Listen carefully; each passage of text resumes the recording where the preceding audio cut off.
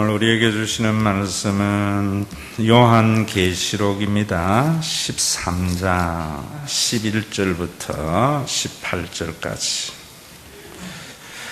내가 보매 또 다른 짐승이 땅에서 올라오니 어린 양같이 두 뿔이 있고 용처럼 말을 하더라. 그가 먼저 나온 짐승의 모든 권세를 그 앞에서 행하고 땅과 땅에 사는 자들을 처음 짐승에게 경배하게 하니 곧 죽게 되었던 상처가 나은 자니라. 큰 이적을 행하되 심지어 사람들 앞에서 불이 하늘로부터 땅에 내려오게 하고 짐승 앞에서 받은 바 이적을 행함으로 땅에 거하는 자들을 미혹하며 땅에 거하는 자들에게 이르기를 칼에 상하였다가 살아난 짐승을 위하여 우상을 만들라 하더라. 그가 권세를 받아 그 짐승의 우상에게 생기를 주어 그 짐승의 우상으로 말하게 하고 그 짐승의 우상에게 경배하지 아니하는 자는 몇이든지 다 죽이게 하더라. 그가 모든 자, 곧 작은 자나 큰 자나 부자나 가난한 자나 자유인이나 종들에게 그 오른손에나 이마에 표를 받게 하고 누구든지 이 표를 가진 자 외에는 매매를 못하게 하니 이 표는 곧 짐승의 이름이나 그 이름의 수라. 지혜가 여기 있으니 총명한 자는 그 짐승의 수를 세어보라. 그것은 사람의 수니 그의 수는 666이니라. 아멘.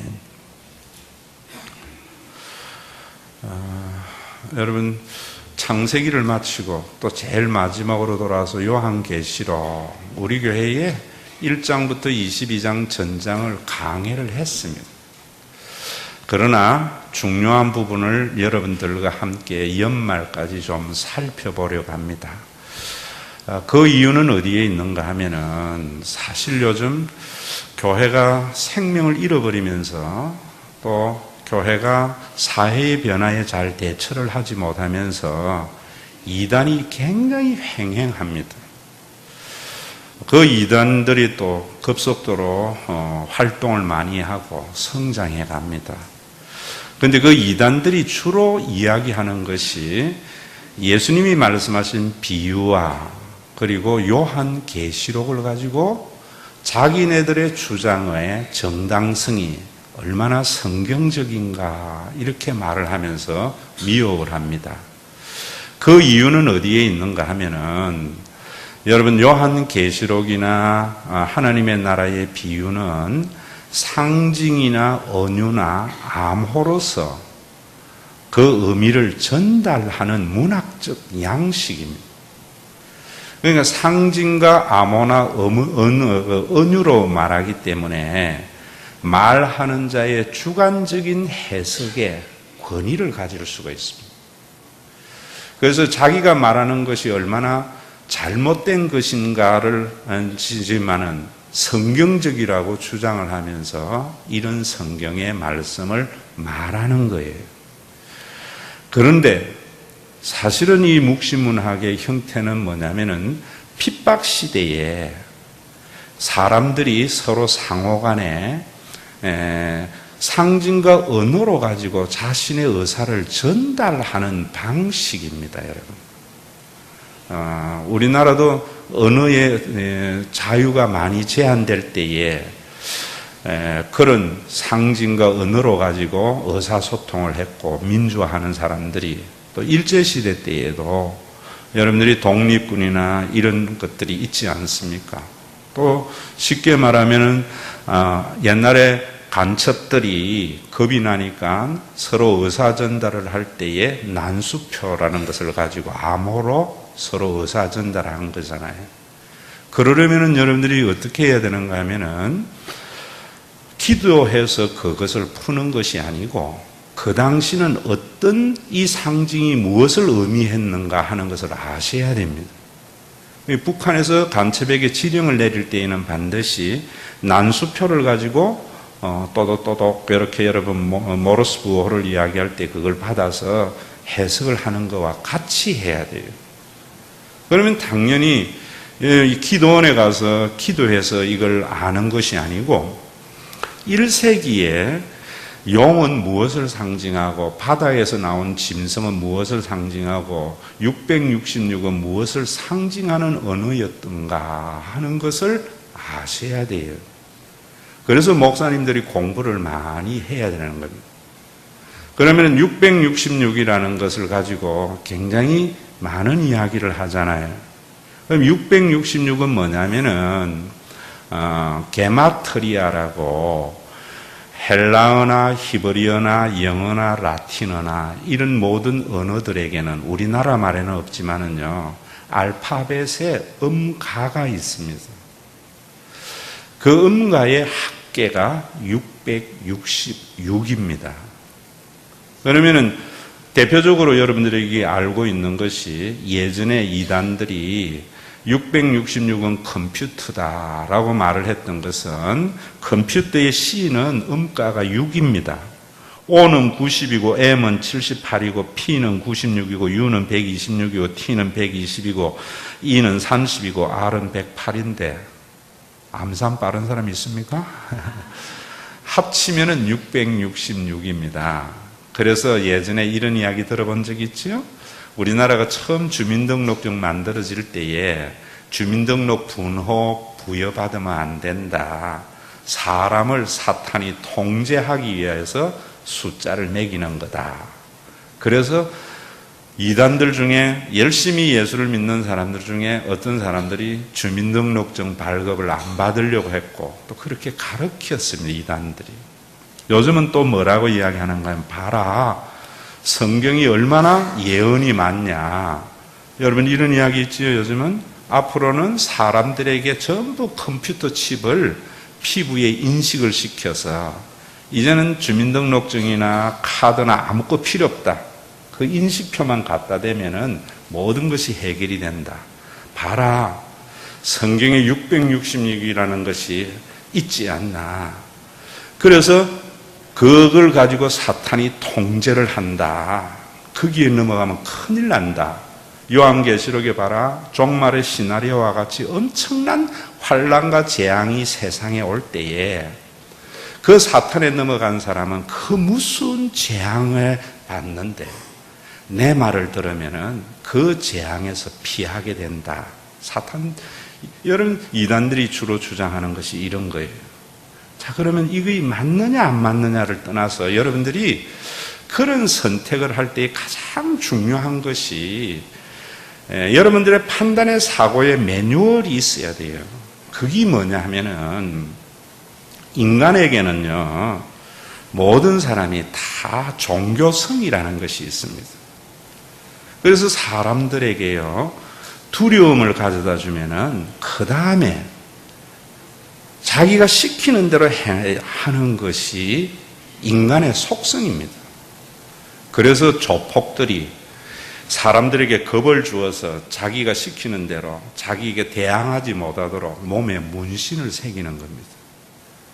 그럴 때에 여러분 그 문신을 아는, 그 의미를 아는 사람 두려우면은 조폭에게 시달리죠. 근데 아이들은 왜 아저씨 이 그림을 그리놨느냐고 이래 되면은 그것에 넘어가지 않습니다. 여러분들이 이런 거 아셔야 돼요. 심리학도 아셔야 되는데 우리에게 자꾸 암에 대한 공포를 주면은 우리가 보험 듭니다. 요즘 손범수가 나와서 자꾸 이야기하지요. 거기 넘어가면 안 돼요. 이단들이 뭐 하는가 하면 사람에게 공포를 가져다 주는데 유대교도 그랬단 말입니다. 구약 성경을 잘못 해석한 것이 유대교인데 기독교의 큰 집 아닙니다. 사람들에게 하나님을 가지고 공포심을 일으켜서 유대교의 지도자들이 자기가 원하는 대로 이끌어 가려고 했던 것이 유대교입니다.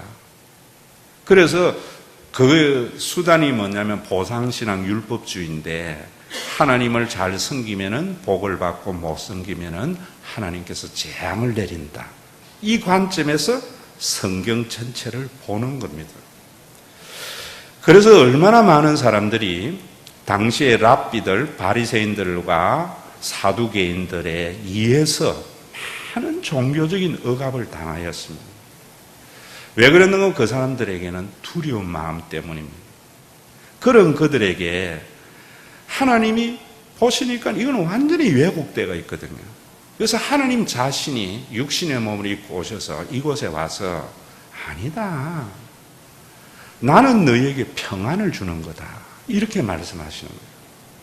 여러분들이 예수님의 말씀이나 신약 성경을 읽을 때에 항상 염두에 두어야 되는 것이 유대교의 교인들에게 하는 이야기라는 것을 1차적으로 인식을 해야 됩니다. 그래야 그 말의 의미를 제대로 아는 겁니다. 그러니까 유대교에서 구약 성경을 가지고 교인들에게 공갈을 쳐서 자기들이 원하는 것을 이루어 가려고 하는 그들에게 예수님이 오셔가지고 구약의 하나님 그런 하나님 아니다. 너희에게 평안을 준다. 그 말은 뭐냐면 그렇다고 해서 예수님이 뭔가면은 신앙생활 하지 말라 이런 것 말이 아니었어요. 너희들이 신앙생활을 할 때에 두렵고 떨려서 너희들이 겁이 나서 하는 것이 아니고 그러면 억압이 되고 평안한 가운데 자원하고 기쁜 마음으로 신앙생활 하는 거다. 이런 말씀이에요. 그러려면은 예수님이 계시해 주신 그 은혜의 하나님을 너희들이 알아야 된다. 오늘날도 여러분들이 이단에 넘어가거나 이러면 안 되는 이유가 이곳에 있어요. 우리 교회에서 제가 지향하는 목회라든지 교회가 그런 거예요. 절대로 겁이 나서 뭘 하는 것이 아니고요. 하나님의 은혜에 감사해서 자원하고 기쁜 마음으로 하는 거예요. 신앙의 표징 두 가지는 변하지 않습니다. 그 두 가지가 뭐냐면 주일 성수입니다. 그리고 11조의 삶이에요. 이게 왜 두 가지가 신앙의 표징인가 하는 것도 여러분들에게 말씀을 드리겠지만은 이 두 가지를 행하게 하려고 주일 성수 안 하면은 하나님이 화내, 11조 안 하면 화내, 더 빼앗아가 두려운 마음으로 하면은 무리가 일어나는 겁니다. 그럼 종교적인 목적은 이루는데 개인의 삶에는 파괴가 일어나요. 그래서 예수님이 그런 삶이 아니라는 거예요. 정말 자원하고 기쁜 마음으로 신앙생활 할 수 있다는 거예요. 그 하나님을 알고 진리를 알게 되면은 그럼 그 진리를 여러분들이 알아야지 그런다고. 이런 부분들을 여러분들이 먼저 알아야 돼요. 왜 이런 것들을 여러분들에게 이야기하는가 하면 예를 들어서 이야기하면은요. 우리 교회 일부 예배에 곽채진 씨라고 유명한 프로 선수였다가 부상당해서 일찍 은퇴를 하고 지금 지도자의 길을 걷는 분이 있습니다. 잘생기고 키도 크고 우리 김정혜 권사님 사이인데요. 여러분 그 곽채진 씨가 왜 부상당했는가? 그 곽채진 씨에게 눈앞에 보이는 연봉, 눈앞에 보이는 성적 때문에 무리해서 몸이 빨리 망가진 거예요. 여러분 이 신앙의 원리는 신앙만이 아니고 우리의 삶에도 동일한 겁니다. 지난주일도 제가 여러분들에게 이야기했지만은 공부를 할 때에 여러분 성적이라든지 부모님의 해초리가 무서워서 공부를 한 아이들은 초등학교 때, 중학교, 고등학교까지는 공부를 잘하다가 대학 들어가면 그만둬요.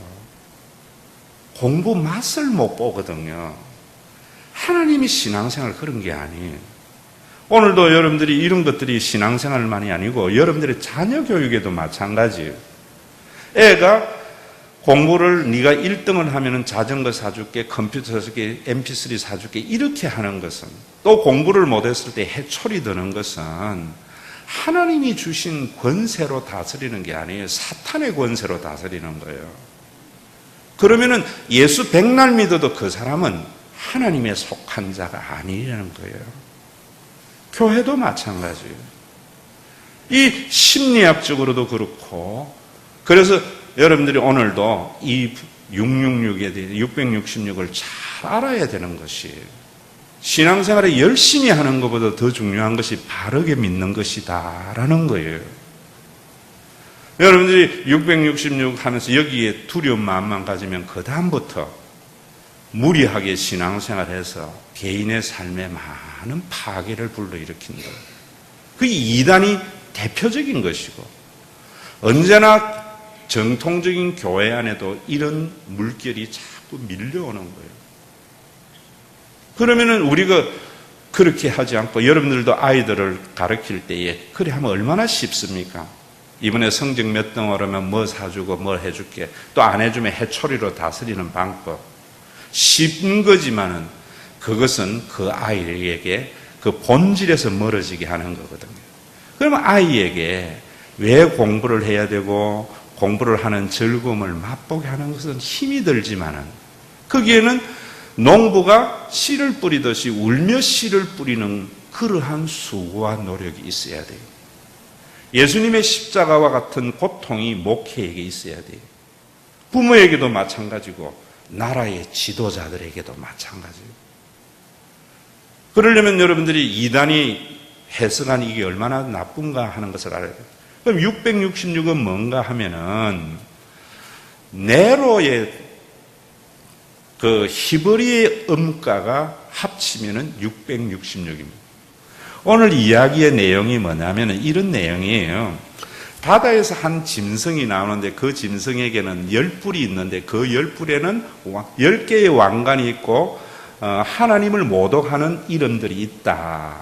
그럴 때에 구약과 묵시문학에서 바다의 짐승이라는 말은 사탄의 왕국을 상징하는 언어예요. 그 뿔은 왕을 말해요.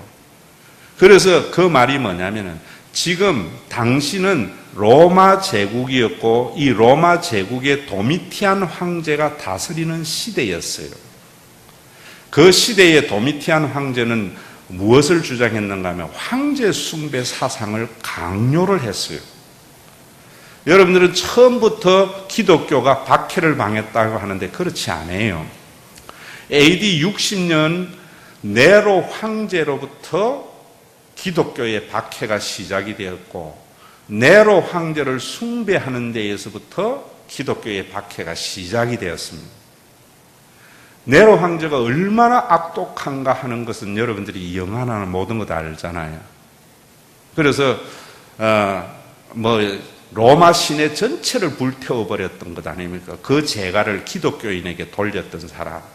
나중에 자살하고 얼마나 무서웠으면 사람들이요. 네로가 환생한다고 이야기했고 이 요한계시록 당시에는 도미티안 황제가 네로만큼 악독한 왕이었기 때문에 사람들은 도미티안 황제를 네로가 환생한 자라 이랬다고. 그래서 오늘 여기에 보면은 그 짐승이라는 말은 뿔이라는 말은 이 네로 황제가 다스리는 이 로마 제국은 도미티안 황제가 다스리는 제국은 하나님의 왕국이 아니고 사탄의 왕국이고 이 황제들은 하나님의 이름을 모독하는 자고 거기에 짐승 하나가 죽게 되었다가 살아났다는 것은 네로 환생설에 기초한 이야기인 거예요. 여기 다니엘서도 기초가 있고요. 그러면서 이 짐승이 가지고 있는 것은 뭐라는가 하면 용이 그에게 권세를 주었다. 용은 사탄을 의미해요. 그래서 황제의 권세는 용이 준 권세인데 이 용이 사탄이 준 권세를 가지고 우리가 예수님을 큐리오스라고 황제라고 믿는 이 사람들을 이기게 된다.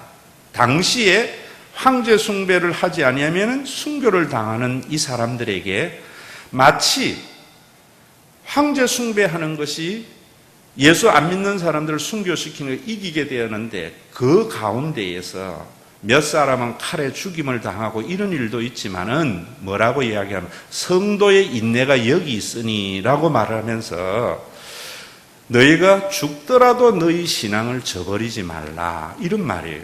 그래서 요한계시록에서 말이 2장 10절에 보면은 죽도록 충성하라 그리하면 내가 생명의 면류관을 얻으리라는 것이 주제예요.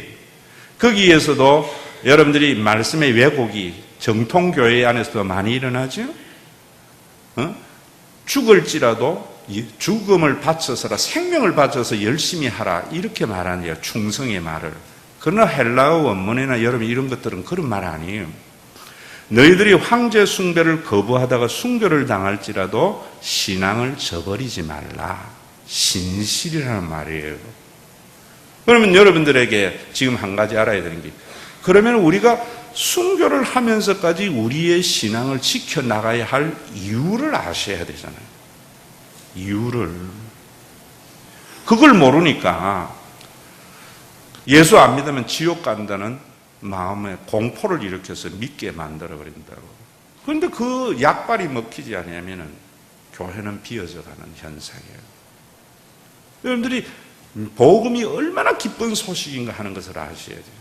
오늘 읽은 말씀도 여러분들이 쭉 보면은 또 다른 짐승이 있는데 그 짐승은 어린 양과 같이 둘 뿔을 가지고 있는데 사람들에게 먼저 번 짐승에게 경배를 하게 하고 먼저 번 짐승의 우상의 형상을 만들어 놔놓고 경배하지 않는 자에게는 표를 주지 아니하고 표가 없는 자에게는, 여러분 이 부분부터는 읽어보세요. 15절부터 보면 그가 권세를 받아 그 짐승의 우상에게 생기를 주고 그 짐승의 우상으로 말하게 하고 그 짐승의 우상에 경배하지 아니한 자는 몇이든지 다 죽이게 하더라. 그가 모든 자 곧 작은 자나 큰 자나 부자나 가난한 자나 자유인이나 종들에게 그 오른손에나 이마에 표를 받게 하고 누구든지 이 표를 가진 자 외에는 매매를 못하게 하니 이 표는 곧 짐승의 이름이니 그 이름의 수라. 지혜가 여기 있으니 총명한 자는 그 짐승의 수를 세어보라. 그것은 사람의 수다 라고 말하면 그의 수는 666이라고 하잖아요. 그러면 또 다른 짐승이 먼저 번 짐승에게 경배를 하게 하고 우상을 만들어 놓고 생기를 불어넣는다, 이런 말들이 뭐냐면은 도미티안 황제를 사람들이 네로의 환생한 자라고 이야기하면서 도미티안 황제가 황제 숭배를 강요하는데 각 로마 시대에는 속주들이 있단 말입니다. 마게도니아, 그 다음에 아가야, 소아시아, 이런 속주들. 또 이쪽 팔레스타인 지역에는 시리아라는 속주. 그래서 로마가 직접 통치하는 것은 총독으로 세웠고 자치령을 주는 데에는 뭐냐면은 분봉왕을 세웠단 말입니다. 성경에도 나오죠. 헤롯은 분봉왕이고 빌라도는 총독이고 다스리는 영역이 달랐어요. 같은 시리아 제국, 팔레스타인 지역이었지만은 이 속주의 왕들도 뭐 하는가 하면은 황제 숭배를 자기의 백성들에게 강요를 한 거예요. 우상을 만들어 놔요. 그래서 그 우상에게 생기를 주고 말하게 한다는 말은 그 우상에게 바친 자에게 우상이 말하게 하는 것을 듣게 한다. 황제 숭배 사상을 강요하는 그것을 듣게 한다. 그래서 그 사람들이 소아시아의 지역에도 오른손에 황제 숭배를 하거나 하면은 표를 주었는데 이 표를 가지고 있는 자마다 시장에 가서 매매를 할 수 있는 것이 그 시대의 역사의 기록이 되어 있어요. 그럼 여러분들이 지금도 다음이라는 사이트 중에 보면 아고라라는 것이 있잖아요. 그게 아고라가 뭐냐면 시장이라는 말이에요. 그 시장에서 매매를 하려면은 표를 받아야만이 매매를 하게 해서 사람들로 하여금 황제 숭배를 하도록 컨트롤을 했고 그 숭배를 가지고 사람들을 지배해 나갔던 것이 도미티안 황제의 통치의 방법이었습니다. 그러니까 교인들 중에는 황제 숭배는 우상 숭배라고 생각해서 거부하는 사람도 있고 참여하는 사람도 있었다고요. 그래서 거부하는 사람들에게는 순교를 당하기도 하고 굶어 죽기도 하고 이런 일들이 일어난다고요. 그러면서 황제 숭배 사랑하지 말라 하면은 당장 끌려가고 이 문서는 없어지잖아요. 그래서 상징으로 666이라는 걸 하고, 여러분 이 이야기를 들으면서 이 부분을 읽으면 다 이해가 되잖아요. 그 시대의 상황이나 상징의 의미를 알면은. 그러면서 거기에 여러분 보세요. 18절에 보면은 지혜가 여기 있으니 총명한 자는 그 짐승의 수를 세어보라. 그것은 무슨 수라고요? 사람의 수, 컴퓨터, 물질이 아니고 사람을 상징하는 수인데 그 사람을 누구겠어요? 네로라는 말. 그러면 네로라는 인격을 말하는 것이 아니고 네로 시대부터 시작된 황제 숭배 사상을 의미하는 거예요. 그럼 여러분들이 이 말씀이 예수 믿어도요, 지성을 마비시키지 마세요. 당장 이 질문 나와야 돼요. 목사님, 그러면은 지금은 로마 황제 숭배도 없고 순교도 없는데 왜 이게 우리에게 성경이고 읽어야 됩니까? 여러분, 이 이야기 나와야 돼요. 그냥 아멘 하지 말고 이단이 뭐 말한다고 컴퓨터다 아멘 이러지 말고요. 그럼 여러분들이 지금은 우리가 그런 것이 없지만은 이 말씀을 통해서 우리에게 주려고 하는 것은요, 언제나 그런 신앙의 체계나 이런 것들은 존재해요. 그걸 가지고 오늘 우리는 어떻게 살아야 할까를 말하는 자가 목사님이고 설교예요. 윤리가 아니에요. 오늘도 여러분들이 이 말씀을 쭉 들으면서 첫 번째 어떤 생각이 떠올라야 되는가 하면은, 돈을 가지고 사람을 컨트롤하려고 하는 것은 사탄의 권세다는 거예요. 그래서 제가 여러분들에게 앞에 이야기했던 것, 자녀에게 돈과 물질을 가지고 공부를 시키려고 하는 것은 사탄적 방법이라는 거예요. 하나님은 그런 것이 아니에요. 지금도 여러분들이 교회에서 예수 믿으면 물질 준다, 11조 하면 이런 것은 사탄이 주는 권위를 가지고 질서를 잡아가는 거예요. 여러분, 우리 나라의 통치도 아셔야 됩니다.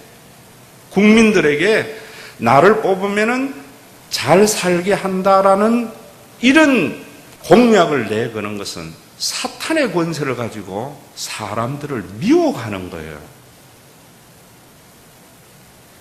여러분, 이거 아셔야 돼요.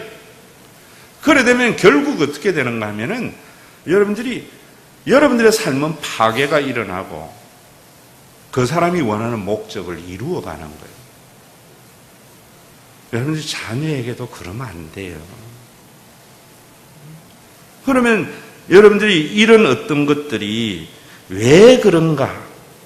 이럴 때에 우리가 왜 이런 일들에게 미혹에 넘어가는가 하면은요, 교회가 또 여기에 큰 책임이 있어요. 전부 우리는 자본주의적인 사고를 가지고 있는 거예요.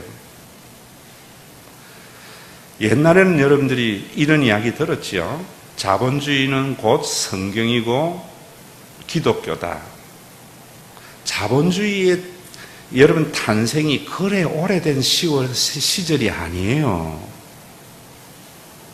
아담 스미스 국부로부터 자본주의가 발생해가 산업혁명이 일어나고 계몽주의가 일어나면서 전 세계를 지배하는 사상이 됐는데, 잘 들으세요. 지금부터 잘 들으셔야 돼요. 자본주의는 뭐냐면 사람의 자기의 극도의 능력을 가지고 열심히 일을 해서 남들보다 잘 살아라. 이게 자본주의의 생각이에요.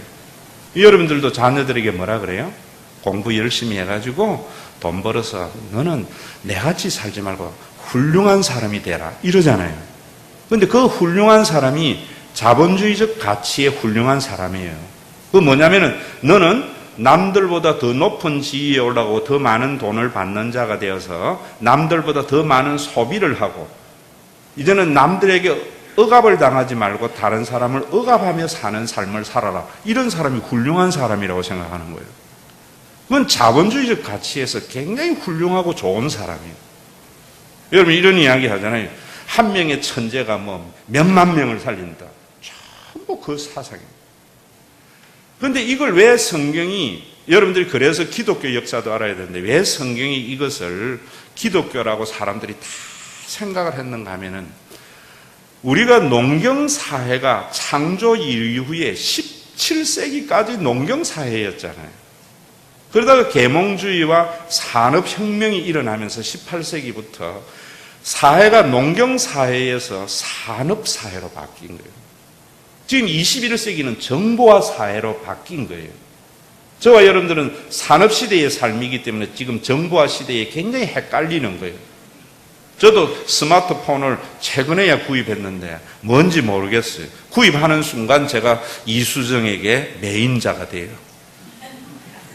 물어야 되니까. 옛날에는 애들이 어른에게 물었는데 이제는 어른이 애에게 물으니까 뭐 어른 권위가 어디 갔어요.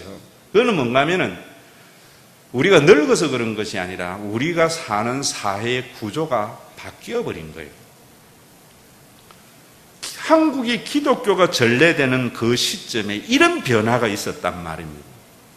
그런데 처음에 이 자본주의는 굉장하게 사람들에게 농경사회에서는 상상하지 못하는 부와 삶의 편리를 제공했거든요. 그런데 그 부와 편리를 기독교가 따먹으려고 뭐라고 했는가 하면은 기독교의 가치관이 오늘날 산업혁명을 일으켜서 이렇게 잘 되었다. 자본주의는 기독교다. 그래서 사람들은 오늘 이렇게 우리가 잘 사는 것을 성경에 대비해 뭔가 하나님 믿으면 천대까지 복을 받고 잘 된다 하지 않느냐, 여기에 대입을 한 거예요. 그러니까 사람들이 보니까 맨날 모여서 목사님이 설교를 하는데 그러니까 오늘날 이렇게 잘 된 게 하나님이 주신 축복이구나 라고 생각을 해서 하나님께 찬송과 영광을 돌리고 더욱 열심히 섬겼다고. 그런데 이제 지금 중요한 것은 한국의 기독교가 전래가 되기 전에는 자본주의의 병폐가 사회에 많이 나타나기 전이었어요. 그런데 여러분들도 알다시피 1930년대 미국에 대공황이 일어나잖아요. 그러면서 뭔가 하면은 자본주의의 병폐가 일어나는데 뭐냐면은 있는 사람은 더욱 있게 되고 없는 사람은 없는데 없는 사람은 죽는 거예요. 농경 시대에는 없으면은 풀뿌리라도 캐먹었는데 도시에서는 실업이 일어나면은요 굶어 죽는 수밖에 없어요. 그렇죠? 옛날에 집은요 기름 없어도 전기 안 들어도 수도 안 들어도 살았지만 이제는 전기 끊기고 기름 끊기고 전쟁이 일어나서 이래 돼버리면 도해지 사람 다 죽어요. 이것이 뭐냐면 산업과 자본주의가 가져다주는 엄청난 재앙이에요. 그러니까 이런 재앙이 산업화 시대에 여러 가지 제도가 안 되니까 독과점 뭐 이런 것들이 나오면서 대량 실업이 발생하니까 사람들에게 자본주의에 대한 해이를 느낄 때에 그 해이를 느껴서 만들어낸 것이 공산주의 볼셰비키 혁명 아닙니까? 그래서 공산주의는 자본주의의 병폐를 공격하기 위해서 보완하기 위해서 만들어낸 건데 거기에 사람들이 쫙 빨려 들어갈 때 과거의 자본주의의 열매를 따먹은 기독교에게 병폐까지 책임지게 한 거예요. 그러니까 사람들이 기독교가 이렇냐, 오늘날 이런 어떤 모든 자본주의 병폐에 대한 책임을 지면서 사람들이 기독교에 안티가 생겨 떠나게 된 거예요. 그러면 중요한 것은 성경은 정말 그런가 하는 문제예요. 그걸 잘못 해석한 목사들이 문제고 이단이 문제죠. 성경은 뭔가? 자, 여러분 보세요. 이제부터 여러분들이 생각을 바꿔야 돼요. 이는 여러분들이 예수 왜 믿어야 되는가 하면은 내가 열심히 일을 해서 모두 와서 남들보다 잘 살아야지, 이 생각 버리세요. 그건 자본주의 체계에서 사람들에게 있는 생각이에요. 그러면 성경은 뭔가? 자, 하나하나 찾아봅시다. 수능 앞두고 있으니까 전도서 12장 찾아봤어요. 구약 성경 960면. 구약 성경 960면.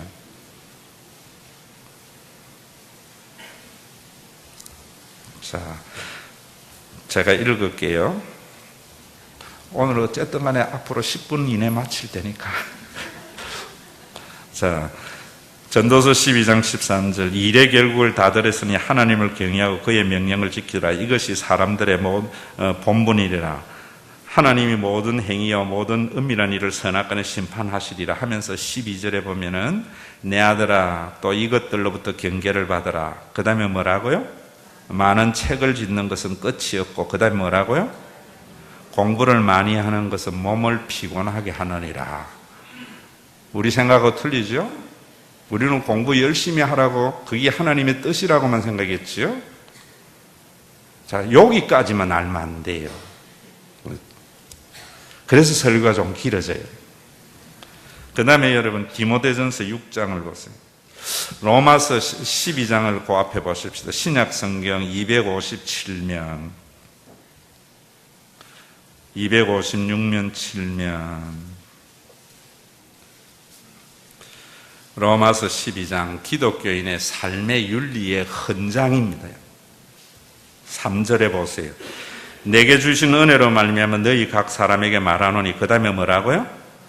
마땅히 생각할 그 이상의 생각을 품지 말고 오직 하나님께서 각 사람에게 나누어 주신 믿음의 분량대로 지혜롭게 생각하라. 여러분, 이 말은 그런 말이에요. 고린도전서 7장에 가보면은 너희가 예수를 믿을 때 노예 신분이었나? 예수 믿었다고 자유인 되려 하지 말고 노예 신분에 있으라 이래요. 왜 그런 말씀을 하는가 하는 것을 아셔야 돼요. 여러분들이 예수를 믿고 난 뒤에 더 남들보다 잘 살고 멋지게 살려고 하지 말아라 이렇게 말을 해요. 그러면서 디모데전서 6장에 가면 결정적으로 이런 말씀을 해요. 디모데전서 6장 341면입니다. 341면 디모데전서 6장 9절입니다. 다 같이 읽습니다. 8절부터 6절부터 읽읍시다. 시작.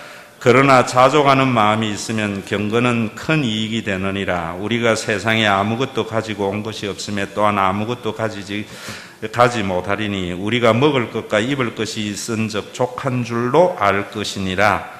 부하려고 하는 자들은 시험과 올무와 여러 가지 어리석고 해로운 욕심에 떨어지나니 곧 사람으로 파멸과 멸망에 빠지게 하는 것이니라. 돈을 사랑함이 일만 악의 뿌리가 되나니 이것을 탐내는 자들은 미혹을 받아 믿음에서 떠나 많은 근심으로 자기를 찔렀도다. 자, 여러분 여기 보세요. 부하려고 하면 뭐 한다고요? 시험과 올무에 빠져서 파멸된다고 하지요. 그런데 오늘날까지 기독교는 자본주의적인 가치관을 가지고 교회가 성장하고 부자가 되고 잘 되는 것이 하나님의 축복이라고 이야기를 하고 있지요. 그래서 자본주의의 사회적인 현상을 기독교가 따먹었지만은 그 병폐마저도 지금 너울을 뒤집어 쓴다고 이야기했죠. 그러면 여러분들이 한 가지 아셔야 되는, 성경은 예수를 믿고 난 뒤에 여러분들이 어떤 생각을 해야 되는가 하면은 여러분들의 삶에 자족하는 마음이 있어야 돼요. 그래서 여러분 빌립보서에도 보면 내게 능력 주시는 자 안에서 모든 것을 할 수 있느니라라고 이야기를 할 때에 하나님이 능력 주시면 모든 것 할 수, 이런 말이 아니에요. 하나님이 능력인 사람은 모든 것, 가난에 처할 줄도 알고 부함에 처할 줄도 안다. 자, 여기까지만 들으면 안 돼요.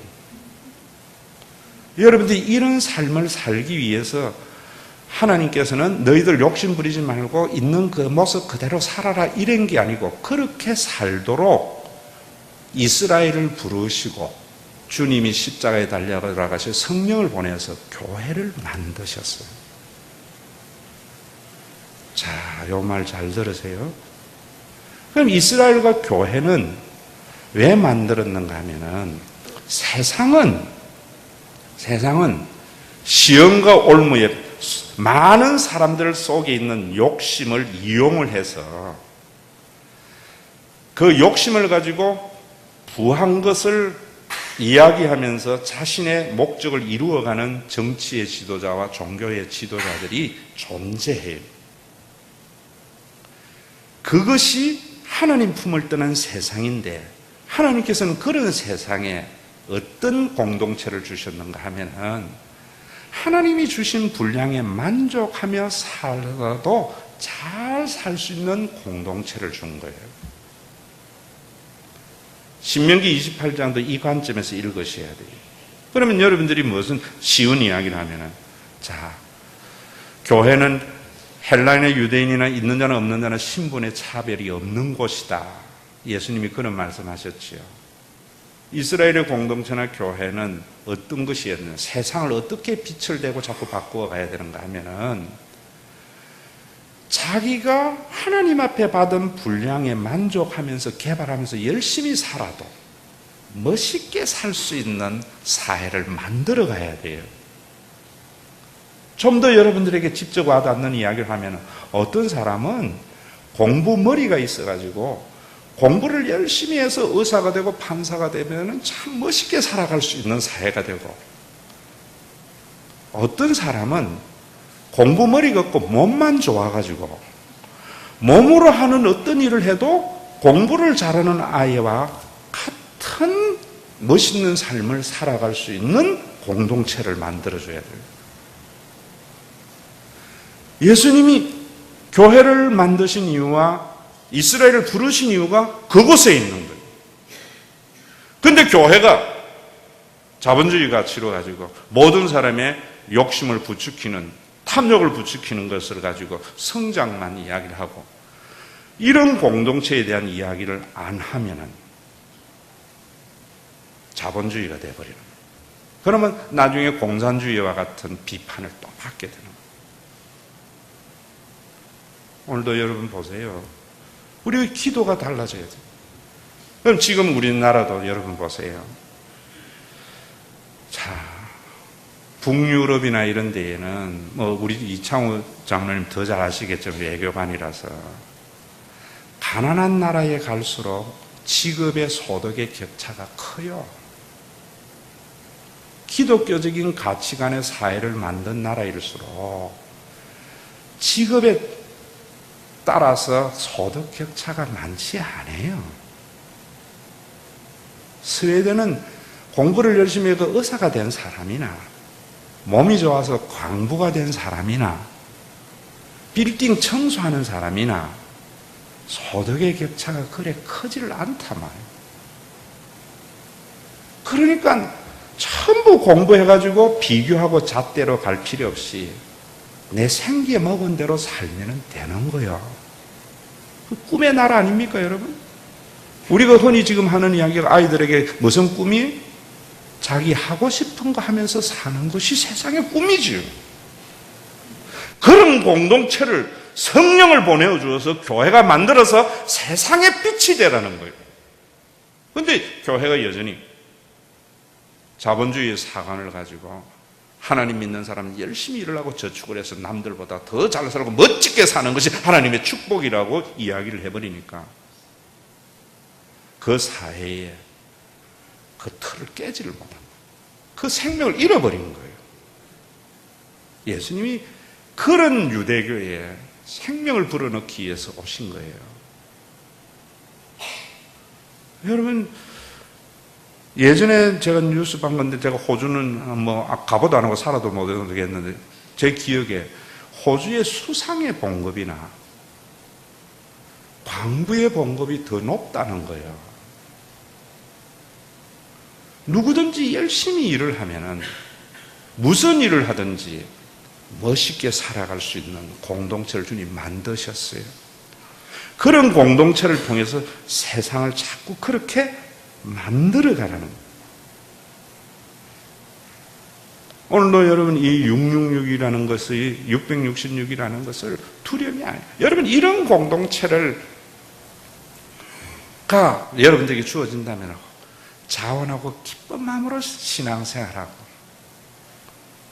여러분들이 세상을 그래 살지 않겠어요? 다음 주일도 내가 14만 4천만 원 이 말 그대로 또 할 거예요. 반복은 그만큼 중요하다는 이야기예요. 미국이 다 좋은 게 아니에요. 케네디를 훌륭하게 보는 것은요, 미국 사람은 훌륭하게 보지. 왜? 미국 사회에서 케네디가 뭐라 했는가 하면은 뉴 프론티어 정신, 국가가 나를 위해서 무엇을 생각하기 이전에 나는 국가를 위해서 무엇을 위해서 할까라는 생각을 하라. 왜 이런 말을 했는가? 미국은 극도의 이기주의, 개인주의 사회예요. 왜 개인주의입니까? 나라가 어떻게 생긴 거예요? 자탕으로 생긴 거잖아요. 온갖 사람들이 다 모여서 국가를 이루었잖아요. 그렇기 때문에 미국은 그렇게 형성되었기 때문에 개인주의가 발달할 수밖에 없는 사회 구조예요. 그럼 그 개인주의는 미국의 가장 큰 적이기 때문에 하나로 묶어야 된다. 그런데 묶는데 미국은 국가주의로 묶는 거예요.